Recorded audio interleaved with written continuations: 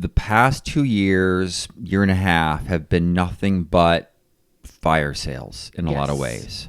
Prices, discounts on the prices of bikes that you will never see. All of us will never see in our lifetime again. Why? And that was the post-COVID issue. So all of the companies thinking that the COVID boom times in the bicycle industry were going to keep rolling.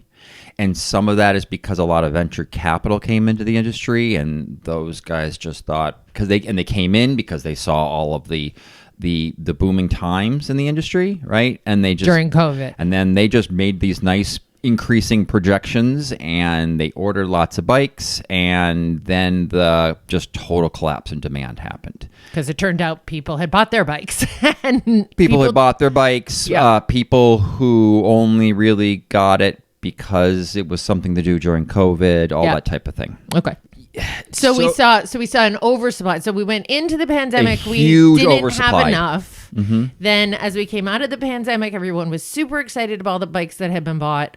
So they ordered a ton of bikes. Yes. And it turns out, which took a long time to get. Yes. So at the same time, a lot of those bikes were still back ordered at the factories, and they took longer to get. So there was this delay between getting excess supply and the demand dropping off. And then suddenly all these companies were left with massive quantities of bikes in storage and no buyers. Yes. Yep. What you're saying is if you know the bike you want and you can get it, yes, you should go ahead and do that. Yes. Because it's probably at the best price.